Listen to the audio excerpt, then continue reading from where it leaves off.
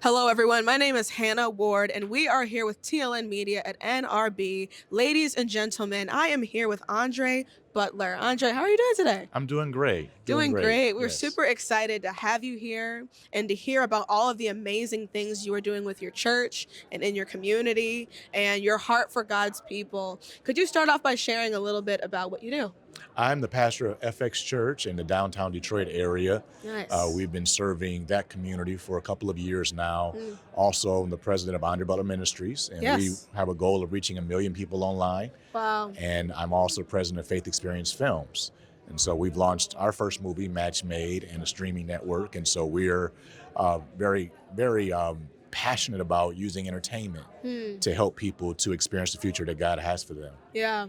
I love that just to even hear about how even the entertainment digital industry can be redemptive when it's Mhm. done in a way that honors the Lord and it backs up according to his word.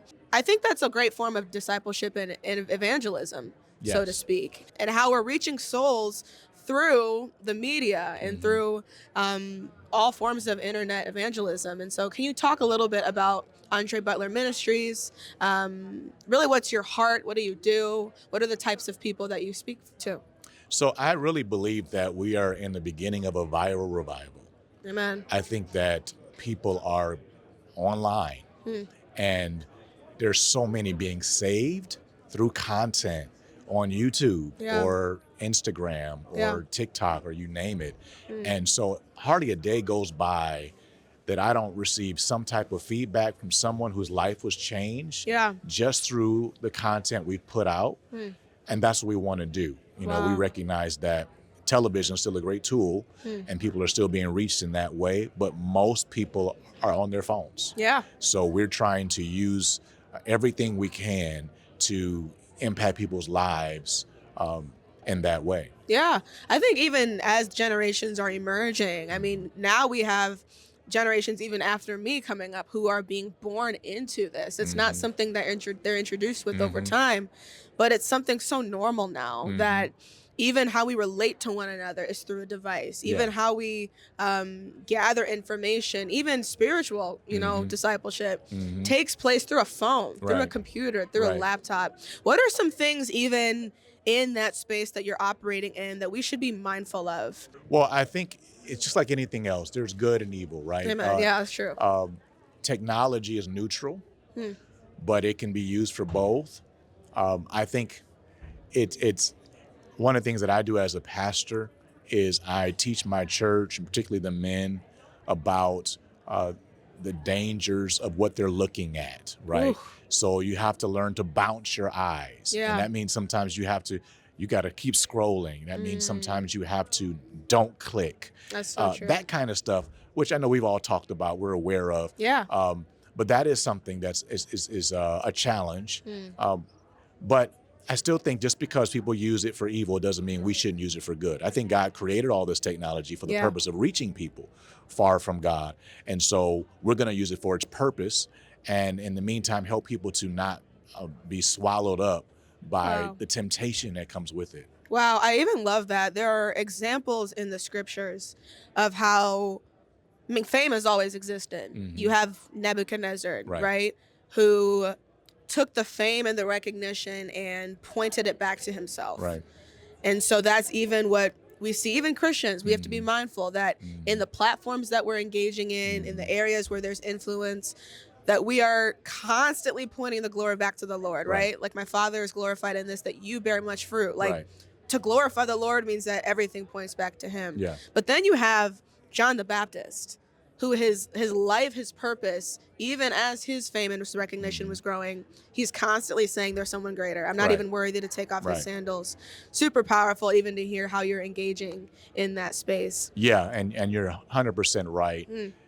It's very easy to uh, kind of read your own press clippings, as they used to say, to Right. get a little too caught up in the fact that people are following you Mm. and they know your name and you've had an opportunity to help them or bless them. Yeah. And look, we couldn't even breathe without God. Oh my right? goodness. We couldn't think without Him. You couldn't create content. You couldn't do anything. And He did create us and gave us all those abilities for the purpose of pointing people to Jesus. Back to Jesus. And so that is the number one purpose. That is the mission, and that can never be lost. Wow.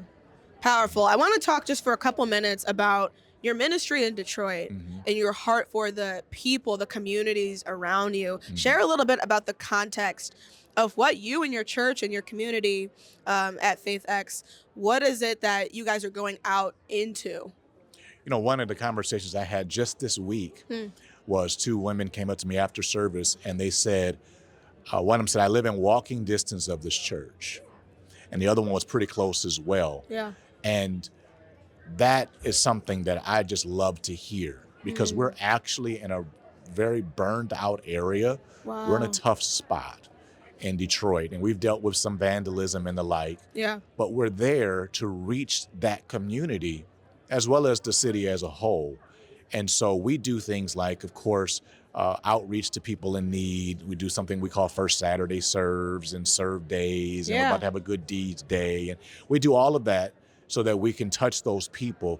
But the main way we reach our community is through the people we've already reached. Wow, that's so powerful. And so we are very strong on, hey, bring a friend, and we've had these two kids. Honestly, I don't know how they even came to our church. They just came down the street one day. Really? And I guess their mother lives not too far from the church, and teenage, maybe she's 15, he's maybe 12. They just showed up, and they just kept showing up. So the church just adopted them, That's and beautiful. and so now they're there every week, and people are, we're helping them become who they want to be, and that's why we exist. That's what Wow. we are really passionate about and excited about.